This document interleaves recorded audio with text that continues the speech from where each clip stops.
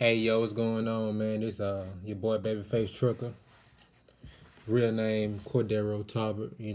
Um, I just want to get on here and talk a little bit about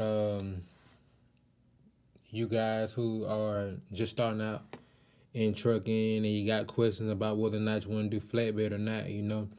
A little background on myself. I've been driving for almost 5 years. February it'll be 5 years, and I got to the point where I realized that it ain't that much knowledge about trucking, period, and I just want to help the next driver out of, giving you some insight. A lot of truckers gonna go to different divisions and they're not gonna like it. So I just wanted to give you some insight. Hopefully you can make the right decision the first time and get into something you love. Okay, the thing I want to talk about is whether or not you want to get into flatbed. I've been doing flatbed for 2.5 years. And people ask me all the time, Corey, is it worth it? Y'all got to deal with a lot of stuff. Y'all got to deal with the elements. Y'all got to deal with y'all got to deal with construction zones. Y'all got to go to farms. Stuff that driver and reefer don't have to go to. So they ask me a lot, is it worth it? Do you feel like it's worth going into? And the $1,000,000 question is flatbed worth it? And I say, depending on what you're looking for. I can't give you a yes or a no, but I can give you a depending on what you're looking for. Okay, typically people want to get away from reefer and dry van because of long waiting times. And they say, the time I'm waiting I could be getting money. And flatbed is known for is this fast unloading and loading times. So people be like, man, I want to get in the flatbed, give me some quick money. It'll be a lot better. Okay. I'm gonna give you every division I drove in. I'm gonna give you the reason why I left. Okay. I actually love reefer. Reefer was good for me in running. It was amazing for me in making money. But I worked for Prime and I was ready to go. It was a great company. I just didn't want to be on the road that much no more. And I'm a family man. I don't have kids, but I always been a family man. I always been close to my family.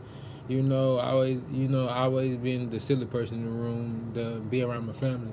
So I said, well, let me get away from here. Went to drive in a Schneider account, Mercedes account, and I loved it, man. Only one problem: same route up and down 65. And I didn't think at the time when I started it, but I got tired of it. And I said, this isn't for me. I said, and I always wanted to try flatbed because my cousin was with this company that I'm at now. And he was like, man, you need to come here. We making money. You guys want to do flatbed anyway? Come try it out. But I said, okay, cool, man. I'll come there. I'll come make some of that money, you know what I'm saying? In exchange for learning flatbed. So I got there. And flatbed, I like it, man. It's chill, laid back, fast loading, unloading times. It makes it even better when you got a company that got a couple accounts and you can do driving hooks. Probably the only thing you have to do is strap a little bit and head out. Okay, so the pros are fast loading, unloading times. You can pick up from anywhere. Warehouse, farm. I done picked up dropped off at the construction zones. Anything is real accessible. Like, it's all type of freight out there for flatbed. Okay, we're gonna get into some of the cons. Cons is the major cons for me is the element. Right now I'm in Fremont, Indiana, and the it was negative 18 this morning. I'm in the hotel because my truck broke down, but it's negative 18 this morning. Wind chill of negative 35.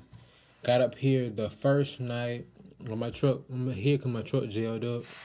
And the first night it was negative, around the same, probably negative 15, but wind chill like 43.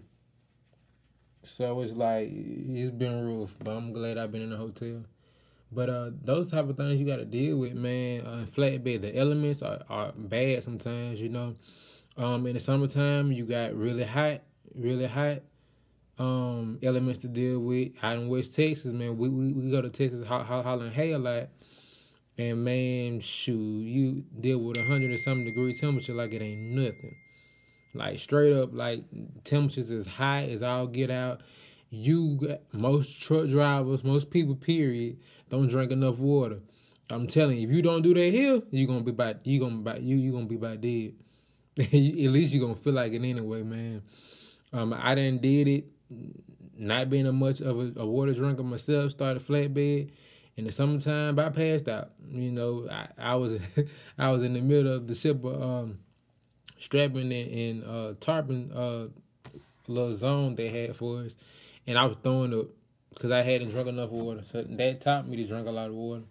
So you have to stay hydrated on your water, and those elements are tough, man. Like when you get like some drivers we don't typically run out to Arizona, but those temperatures, man, in the desert, I feel for you if you ain't drinking water.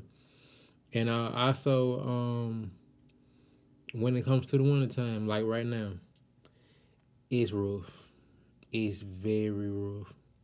Like I don't even know how to joke about it, how to say it. It's rough, man. Like when you get that negative degree wind chill on you, I got a hand right now that I'm dealing with a little bit of frostbite, but it's a very mild case, so I don't have to go to the doctor or anything. Just dealing with a little swelling, and that's about it.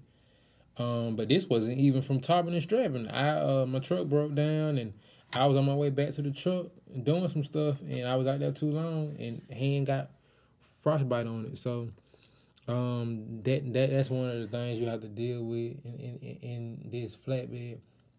Um, you know, you get stop pay, you get tarp pay, which is $25 an hour, which it should be more than that. But you know that's the standard industry pay as far as I've known. I've only been with one flatbed company, and that's about it. You know, as far as that. But the most important thing we all know when it comes down to the change of division, if it don't make money, it don't make sense. So I'm gonna give you a little insight on the money side. I'm gonna paint a picture for you though. So let's just say if it's we talking about experienced driver. Now we're on experience point now. So experienced drivers, if you take a driver that makes 47 cents a mile, he's a dry van driver. You take a flatbed driver, he makes 47 cents a mile, right? They both making the same pay. Now, it's only one thing separating them, because that dry van driver gets stop pay. So that's the flatbed getting stop pay too. The only thing that separates them is the flatbed driver gets tarp pay, which is usually $25, right? So if you boil down to it, when you look at it and you look at it with, you know, up, down, sideways, and any other way you want to look at it, the pay eventually amounts to the same. Flatbed drivers might get a higher cent per mile, CPM, but the problem is when you start getting the experience and you start getting with dry van and reefer companies that will actually pay you what you're worth, that starts to cut in with the flatbed. So then you get to a point where flatbed was up here when you first started as a student, but now dry van is up here because now you have the experience, right? So now you're looking at it sideways like, man, the only thing separating the two is the $25 for the tarping. So if this driver, if driver A is a dry van driver, he runs 2,500 miles a week, and a dry van driver B is a flatbed driver and runs that same mileage a week, the only thing separating them is a tarp pay. But the thing about that is that if that flatbed driver doesn't have the tarp that week, they make the exact same thing. And that's my point of view about it, man. You know, it has to make sense for you. Most drivers, if you the best thing to do, you wanna know about a certain division of trucking, talk to an older driver in it. He'll tell you what it is. Cause I tell you, most old drivers done told me I'm just in it because I can't sit in that truck all day. I'm just a flatbed driver because I can't sit in that truck all day. So a lot of drivers will tell you that, and just tell you the truth, man. It's about the same money, but I just like being outside that truck, which is good. And also, my last point is health. A lot of drivers get the flatbed. Oh, I'm gonna lose all this weight. I'm gonna be healthy.